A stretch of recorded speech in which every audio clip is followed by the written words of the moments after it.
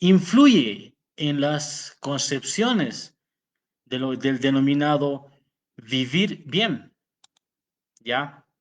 ¿Cómo influimos? ¿Cómo llegamos a eso? Ya hemos revisado básicamente toda la historia desde la época precolonial, ¿no? La época de la colonia, la época republicana, ya, ya acercándonos casi al siglo XXI, ¿ya? Y en esta etapa de la historia va a ser fundamental revisar algunos hechos que han dado inicio a la época, eh, al siglo XXI sobre todo. A partir de ahí vamos a retomar esta parte que tiene que ver con esa época, ¿ya? Me gustaría que tomen en cuenta para el discurso y estén atentos justamente cuando empecemos a hablar de estos inicios del siglo XXI, en la cual Bolivia se va a ver arrastrada, ¿no?, por un gobierno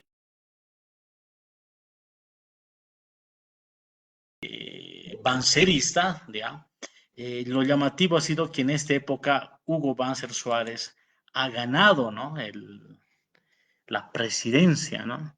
Y es así que en el año 1997 es que asume Hugo Banzer Suárez con el 22%, ¿no?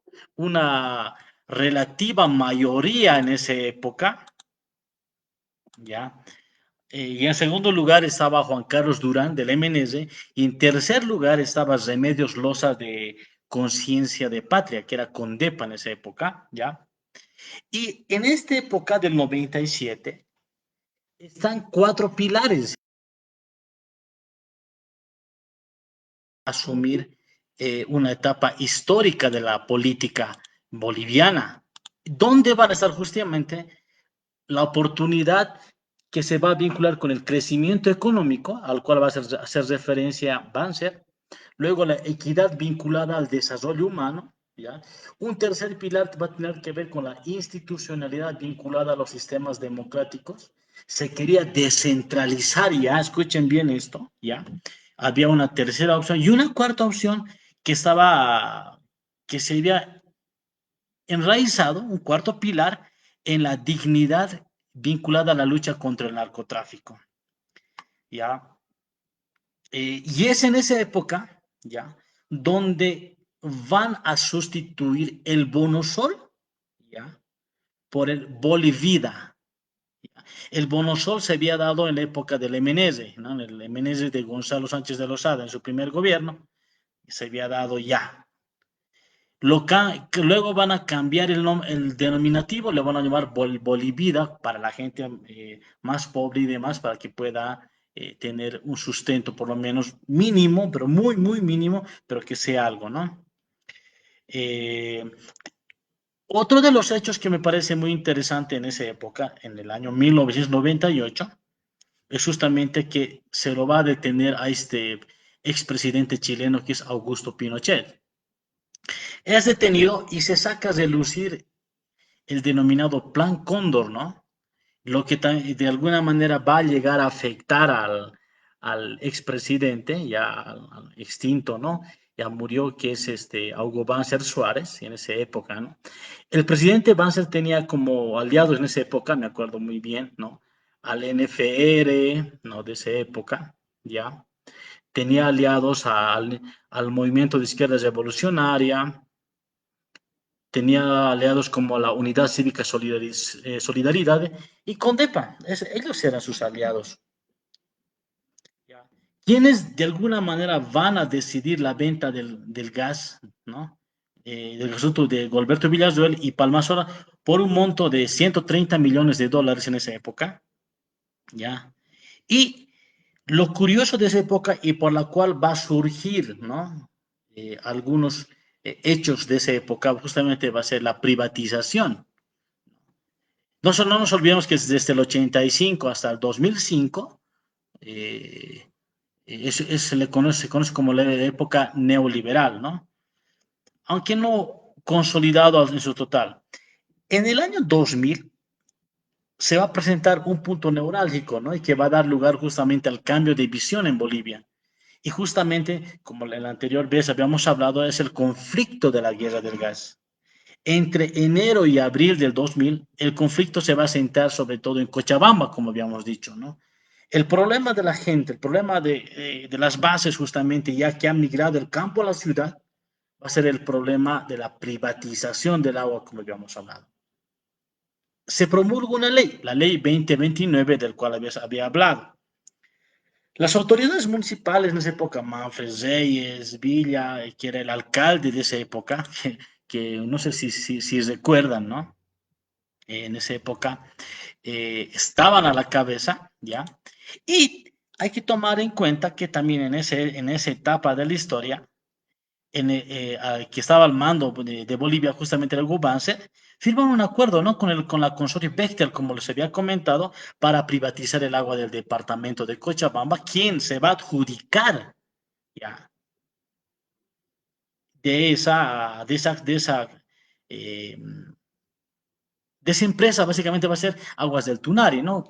Y justamente conformado con Bechtel, con el 27.5%, la empresa norteamericana Edison más la empresa Politrópolis, ¿no?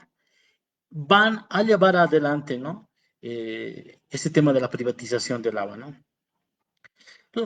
No va a tener buen resultado al final, como bien sabemos, ¿no? O sea, va a haber un retroceso en ese aspecto, ¿no? El gobierno, al ver que hay muchos problemas por estos temas, va a declarar la ley marcial en esa época, ¿no? Al mismo tiempo también, en esas épocas va a haber muchos muertos, ¿no? 121 heridos,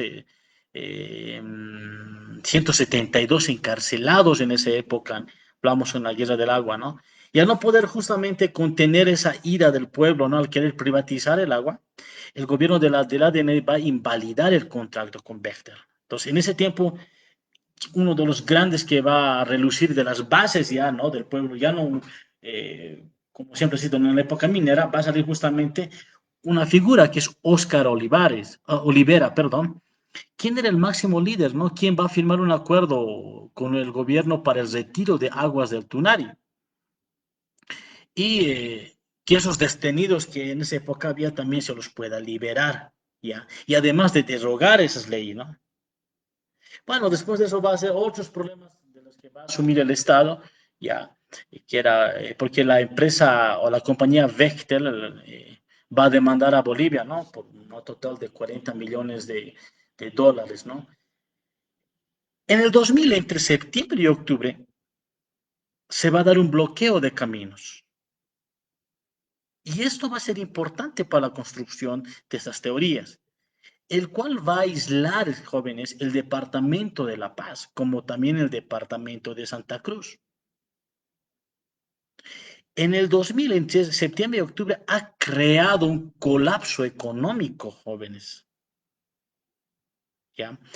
Durante 3 semanas han ahorcado básicamente al Estado central con esos bloqueos. ¿Y quiénes estaban a la cabeza en esa época, entre septiembre y octubre del 2000? Evo Morales y Felipe Quispe Malco. Ya las figuras campesinas, tanto eh, desde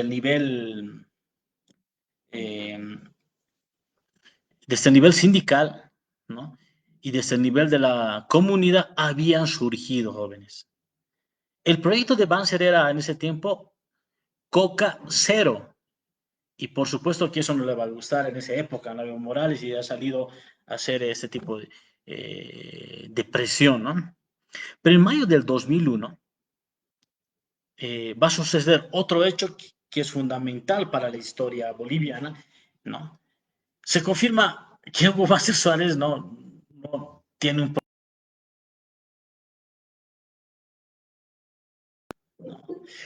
un cáncer que pasa justamente del pulmón al hígado, lo que le va a complicar su existencia.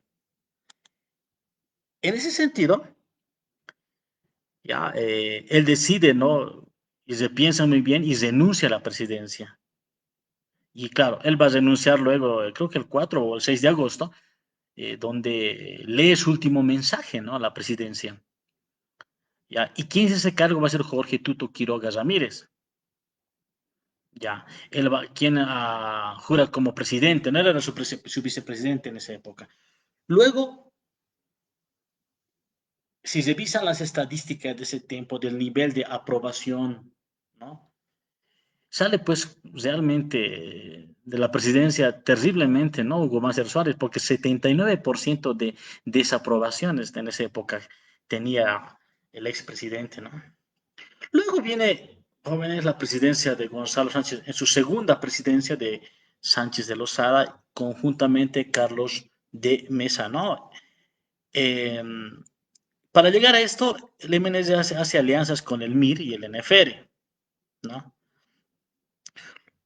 Lo más difícil de esa época, lo más difícil de esa época, justamente cuando asume el segundo mandato en el 2002, es que Gonzalo Sánchez va a heredar un déficit, jóvenes, del fiscal del 8%, lo que hace que el Estado entre realmente en un problema serio económicamente hablando. ¿Ya? Y ahí los economistas tienen un aporte fundamental. Por eso es importante retomar la historia para ver de dónde procede esta teoría, cómo ha dado esta teoría lugar. Entonces, estos son uno de los problemas que son centrales. Luego está el año 2003. No le van a dejar en paz, ¿no? A Gonzalo Sánchez de Lozada, porque en el 2003 justamente se da entre febrero primero y septiembre y octubre dos problemas en el periodo, en el segundo gobierno de Gonzalo Sánchez de Lozada, ¿no? El 12 y el 13 de febrero, jóvenes, del año 2003, el gobierno, ante el déficit fiscal del cual les he hablado, propone aplicar pues un impuestazo al salario, ¿no? ¿Y qué sucede, no? Empiezan a levantarse huelgas y acuartelamientos de la policía. ¿Para qué? Querían que se les aumente, ¿no? Su salario. Querían que se equipe mejor los sueldos de los policías, o sea, mejor que se iguale, ¿no? El sueldo de los policías a los sueldos de las Fuerzas Armadas, que se equiparen, ¿no? Y esto va a causar varias muertes, ¿no? En Plaza Murillo, ¿no? Se van a enfrentar entre policías y las Fuerzas Armadas. Eso es otro hecho que también tienen que tener muy claro. Creo hay 35 muertos y más de 200 heridos en esa época. Y esto es en la época de Gonzalo Sánchez de Lozada. El otro hito importante, jóvenes, es lo que ha pasado, como les decía, en septiembre y octubre, conocido como la Guerra del Gas, o la que otros denominan la masacre de octubre. ¿Esto por qué se da, no? Porque ya anteriormente se habían dado rumores, jóvenes, de que se exportaría gas por puertos chilenos a los Estados Unidos, México y Chile, ¿no? Y como siempre, ¿no? Nuestra querida ciudad del Alto empieza a comandar las movilizaciones en el Alto. Se bloquean las principales ciudades desde los departamentos, hacen que se desabastezca artículos de primera necesidad, ¿ya? Ahí surgen manifestaciones de la Central Obrera Boliviana, la COP. La CETUCB también sale como convocando a un paro indefinido, ¿ya? Junto a ello, están las dos representaciones en el 2003 que ya habían tenido un alto porcentaje de votación. Uno era Evo Morales por el movimiento al socialismo y el otro Felipe Quispe. Entonces el presidente autoriza a las Fuerzas Armadas poner en orden, ¿no? Toda esta situación y la única forma de poner en orden es reprimiendo, ¿no? ¿No? En esa época, entonces sucede estas matanzas, ¿no? El problema se va a agudizar entre el 9 y el 17 de octubre. Y es cuando el pueblo justamente va a pedir, hablamos del pueblo, ¿no? Va a pedir la renuncia del presidente Gonzalo Sánchez de Lozada. Los partidos de la coalición, el Movimiento Izquierda Revolucionaria y el NFR, Van a decir, van a ver que realmente ya está la cosa caliente y van a decidir dejar, ¿no? De apoyar a Goni en esa época. Entonces, un viernes 17 de octubre de 2003 va a renunciar el presidente Goni. Y es cuando mandan la carta al colegio, al Congreso Nacional, perdón. ¿No? Se da la lectura y, ¿no? Me acuerdo en esa época, yo estaba en la Pérez, ¿no? Me acuerdo de esa época y ahí la gente ahí están atentos a lo que decía la carta, me acuerdo, ¿no? En esa época. Entonces, toma el juramento Carlos de Mesa como presidente de la República de Bolivia. ¿Y saben quién le toma la posesión? Orlando Vaca Díez, quien luego se va a volver su opositor acérrimo. ¿No? La guerra del gas o la masacre de octubre se habían echado 64 muertos, cerca de 400 heridos y varios desaparecidos en esa época. Luego entra Carlos Mesa Quisbert. Carlos Mesa, como presidente, introduce tres temas, básicamente, ¿no? Jóvenes. La primera, introduce como misión el convocar a una elección para una asamblea constituyente. La pregunta en esa época era, ¿qué país queremos? Y esa era la oportunidad, mire, imagínense, para que se construya una Bolivia diferente. Luego, saber cuáles son las reglas de juego sobre las que este país, nuestro país, debe funcionar. Para eso era la primera misión y ese era el primer gobierno al cual hacía referencia en la Asamblea Constituyente, ¿no? Segundo, segunda misión del expresidente era convocar a un referendo vinculante, jóvenes. ¿Sobre qué? Sobre el tema del gas. Tercero, escuchen bien esto, modificar la ley de hidrocarburos. ¿Ya? Carlos Mesa como presidente realiza su primera visita, es lo más curioso, ¿no?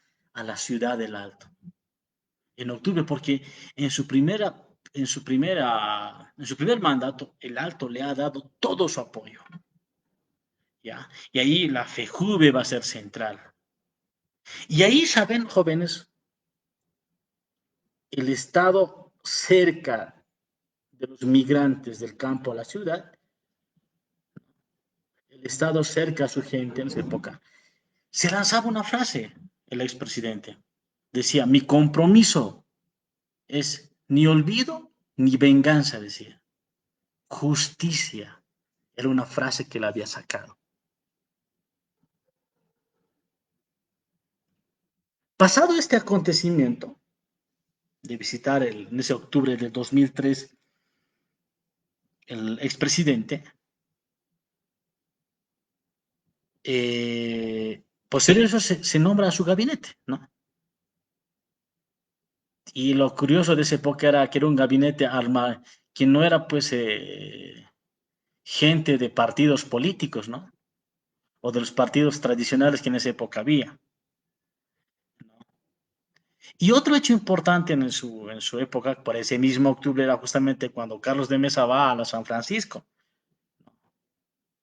y va a hacer un discurso por los caídos de la guerra del gas, ¿no? En la Plaza San Francisco. Y ahí estaba pues reunido la Confederación Sindical Única de Trabajadores Campesinos de Bolivia, con su secretario ejecutivo Felipe Quispe en esa época. Carlos Mesa dice que en esa época estaba en una reunión, ¿no? Dile, estaba en una misa y sale de la misa, imagínense, al medio de mucha gente, él se presenta. Y me acuerdo muy bien, ¿no? Que en esa época decía al Mesa, no me comparen con Pizarro, ¿no? Más bien, si quieren compararme con alguien, compárenme con Andrés de Calumano, ¿no? Y ahí es donde él, como histórico, como una persona amante de la historia y más que investiga la historia boliviana, afirma una frase, ¿no? Nunca nadie ha vencido al pueblo aymara, ¿no? Ya eso es de alguna manera ya una de las frases que va a ayudar a recuperar la identidad. Después los hechos del 2004, ¿cuáles van a ser? ¿No? La agenda del Estado se va a centrar en la reforma constitucional. En enero del 2004 se va a promulgar, jóvenes, se va a promulgar una, eh, una reforma constitucional que dé lugar a que se pueda convocar a la Asamblea Constituyente y al referéndum. ¿Y esto en qué va a ayudar en esa época? ¿No? Justamente va a ayudar en que se va a dar cierto fin a todos los partidos clásicos que en esa época había, porque fueron justamente ellos los que habían monopolizado, ¿no? Los que habían,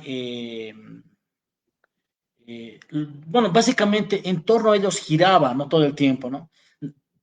Y se daba lugar a que en los municipios o en las elecciones municipales se puedan presentar, por ejemplo, como lo que hoy vemos, ¿no? Agrupación ciudadana. Por eso hay la famosa agrupación ciudadana denominada comunidad ciudadana. Luego, en el 2004, se da en el país, en el mes de abril, en el departamento de Santa Cruz, un problema. En abril del 2004, jóvenes, se plantea pues desde Santa Cruz la autonomía. Mucho antes del cabildo que se va a realizar en el mes de junio todavía. Ese es otro hecho importante. Carlos Mesa en septiembre decía al respecto que el tiempo del centralismo y del unitarismo clásico ha terminado. Mi compromiso con las autonomías. Y eso le va a costar de alguna manera serios problemas, ¿no? ¿No? Y ahí incluso me acuerdo que hay un problema, bueno, no un problema, ¿no? En una entrevista, ¿no? Con el padre Pérez, donde justamente Carlos Mesa afirma, ¿no? Que las élites cruceñas siguen entrapados en una visión provinciana de las cosas, decía, ¿no? Y de eso se enojan, lo peor todavía, nuestros hermanos de Santa Cruz. Entonces, ese es otro hito importante para que vean cómo va a ir cambiando la historia del país, cómo vayan a ir de todos los lugares queriendo encontrarse para crear este denominado país pluricultural. Y en el mes de noviembre, en el mismo año, 2004, en Potosí vuelve a hablar Carlos de Mesa sobre el tema autonómico. Ya. Otro de las agendas en ese año justamente va a ser el tema del mar, que también hay que recordar, jóvenes, no es un hecho no, reciente. En enero de 2004, Mesa se reúne, ¿no? En México, ¿no? Justamente, y había un intercambio de palabras fuertes, ¿no? Entre el expresidente de Chile, que era Ricardo Lagos, y Mesa le dice en esa época, ¿cuándo vamos a solucionar estos temas marítimos? Y Lagos le responde, no, Chile no tiene ningún tema pendiente con Bolivia. Y eso justamente siendo alusión al problema del gas. No se olviden que ya tenía cierto antecedente en eso. Y Mesa siempre ha puesto en la mesa como el tema de la soberanía boliviana, ¿no? Y me acuerdo que en esa época Evo Morales se mostraba ante los medios chilenos de comunicación en una postura de confrontación con Chile, ¿no? Evo Morales no quería dialogar, quería confrontarse en esa época, me acuerdo. ¿No? ¿Qué es lo increíble en esa época, jóvenes? Se propone un bloqueo comercial a Chile. Evo Morales quería justamente que se bloquee comercialmente a Chile. ¿Para qué? Para propiciar una respuesta favorable a la reivindicación marítima. Incluso les dice a los bolivianos, no consuman productos chilenos. Bueno, y en esa época, claro, ¿no? Había el tema del gas. ¿no? Y por lo que la gente, el pueblo había luchado, la gente más pobre había luchado. Entonces, en el referéndum se va a preguntar estas cosas, ¿no? ¿No? Son 5 preguntas que se hacen en esa época, ¿no? En agosto del 2004, Mesa va a firmar un tratado de integración con el presidente Alejandro Toledo en el puerto de Hilo, en el Perú. ¿Para qué? Para comercializar el gas boliviano. Y en la actualidad creo que eso todavía no se ha hecho uso, ¿no? Hasta el día de hoy, creo. ¿Cuáles eran las formas de manejo económico que se van a dar en el 2004? El MNS de Gonzalo Sánchez de Lozada y luego de Carlos Mesa, ya, pues jóvenes ha heredado el déficit del 8,5%, lo que hace que de alguna manera se obstaculice el pago de austeridad, el pago de los salarios, ¿no? Y es más, no había para pagar aguinaldos en esa época. Y en ese enero del 2004 surge una pregunta, ¿no? ¿Cómo podemos resolver el déficit fiscal boliviano? Entonces lo que hacen es que el gobierno de esa época genera un plan de austeridad, jóvenes. ¿Cómo? Se disminuye gastos de la administración pública. Los salarios que estaban altísimos se bajan un 10%. Esos pluses que tenían en esa época los ministros se eliminan. Lo que hace de alguna manera reducir los gastos reservados justamente a la mitad. Pero el tema era crecer. Entonces lo que se hace en esa época, ya lo que no se toma muchas veces en la historia, es que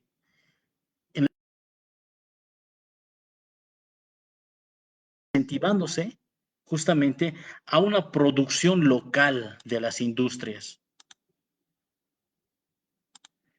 ¿Ya? El problema por el que pasaba el gobierno era que el impuesto de las empresas petroleras eran las más bajas del continente. Y esto justamente no ayudaba mucho a la economía boliviana. Ahora, ¿qué se hizo en relación al referéndum en esa época? Y eso deben saberlo ustedes. La figura del referéndum, jóvenes, antes no existía en la constitución política del Estado. Por eso es que Mesa, cuando hace su primer discurso, cuando asume de presidente, habla de esta ley, de una reforma constitucional.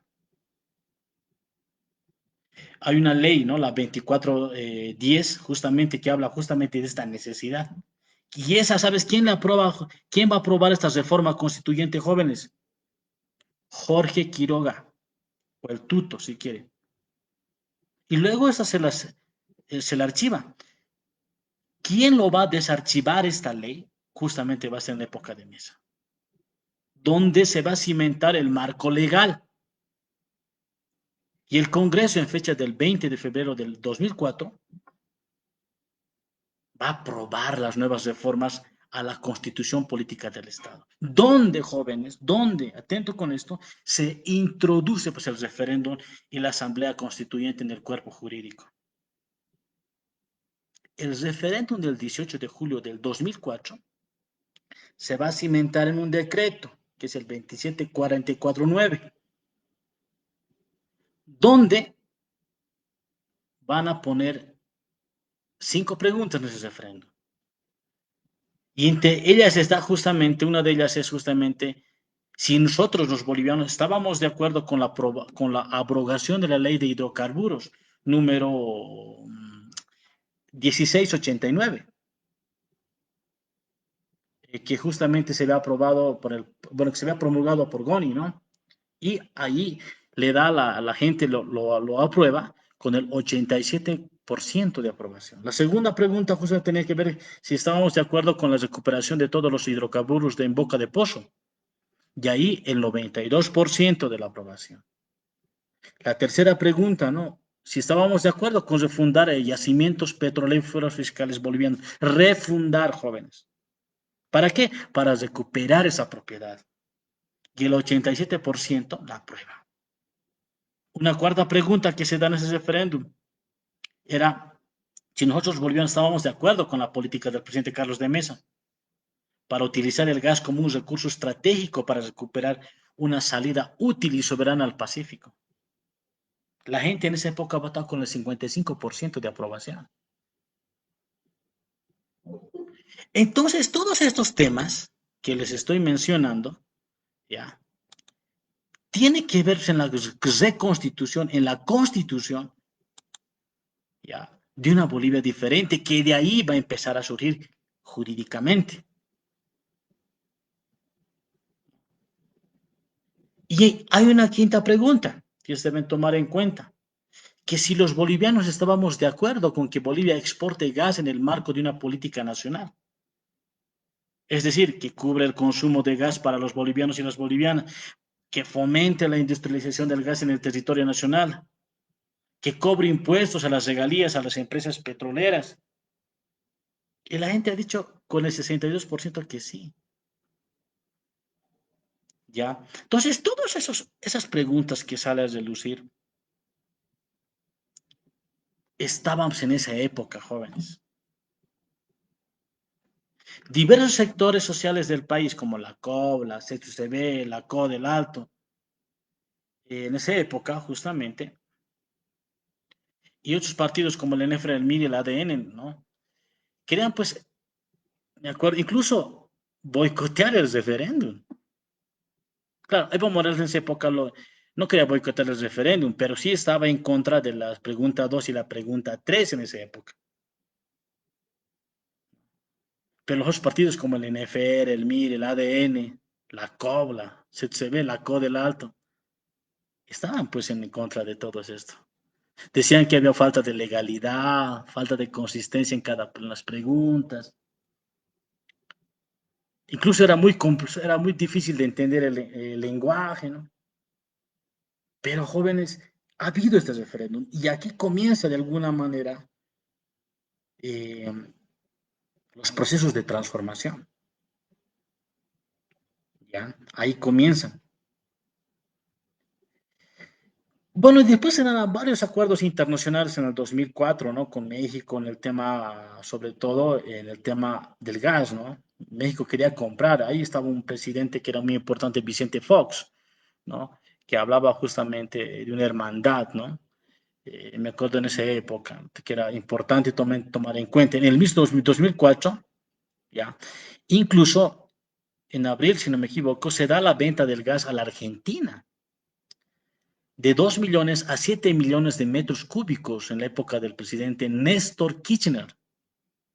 Ya había una relación.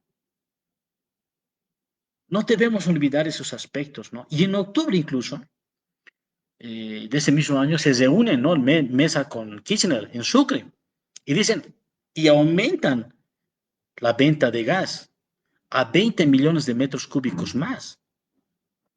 ¿Ya? Y se vende, el total de ventas de 27 millones de metros cúbicos de venta a la Argentina. ¿Ya? Esos temas también se tienen que tomar en cuenta. En ese entonces, jóvenes, en el 2004, el mismo Evo Morales le va a advertir a Mesa, escuchen bien esto, con un juicio de responsabilidades, si vendía gas a la Argentina. Revisen los periódicos, está ahí.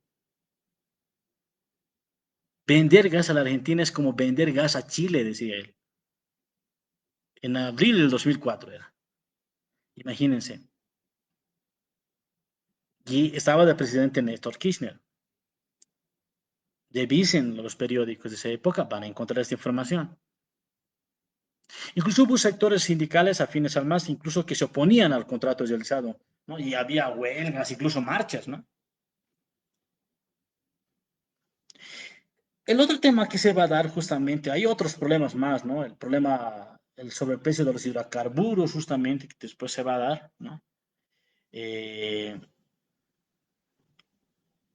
justamente cuando Carlos Mesa en el mes de diciembre del mismo año decide aumentar el precio de la gasolina, por ejemplo, y lo empareja, ¿no? Con el diésel, ¿no? Cuesta lo mismo y se le viene otro problema en esa época, ¿no? En ese año. Y me acuerdo que lo llamaban el diéselazo. Y comienzan, como ustedes imaginarán, varios problemas. ¿Qué pasa el 2005? El 2005 comienza con disturbios en el departamento de Santa Cruz. Y aquí, la, quien va a jugar históricamente,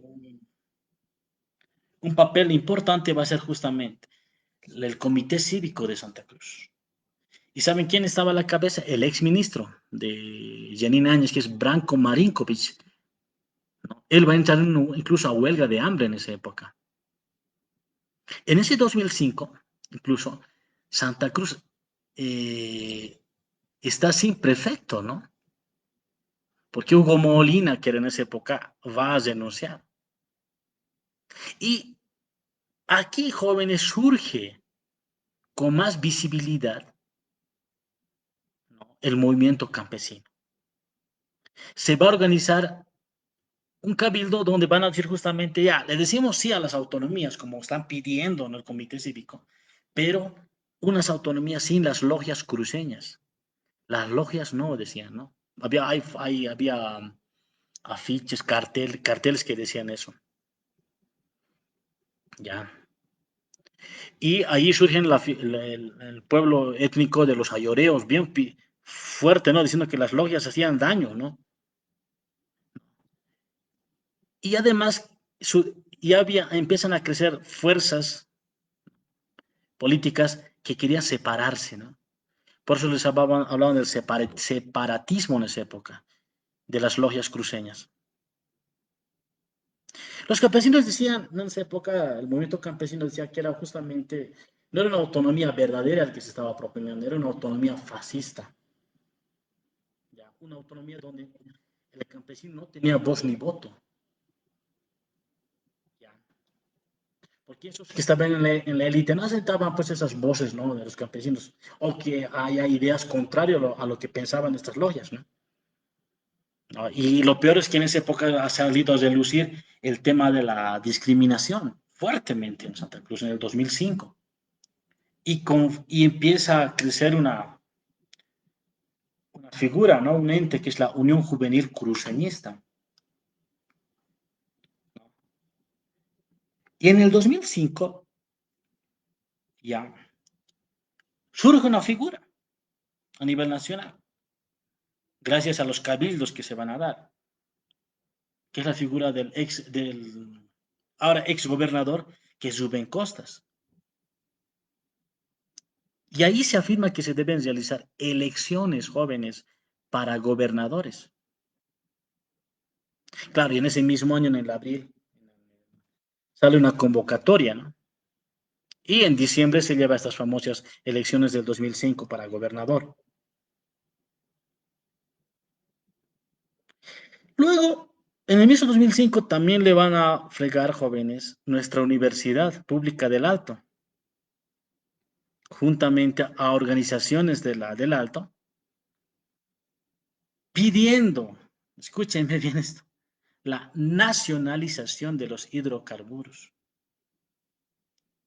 La Universidad Pública del Alto, en ese 2005, se empieza a levantar, que pidiendo la nacionalización de los hidrocarburos en ese año. Mientras que en Santa Cruz estaba gritando independencia. Todos estos hechos son importantes del por qué queremos construir o se quiere construir una teoría denominada vivir bien. Los problemas se van a centrar en el Congreso, jóvenes. Sobre todo en la Cámara de Diputados. ¿Quién va a modificar esta propuesta del presidente? Bueno, de la propuesta que va a ser el presidente de esa época. El tema va a ser el impuesto. ¿ya? Bueno, y así podemos seguir hablando de lo que pasa a nivel central del Estado, ¿ya? Pero hay que tomar en cuenta que todos esos hechos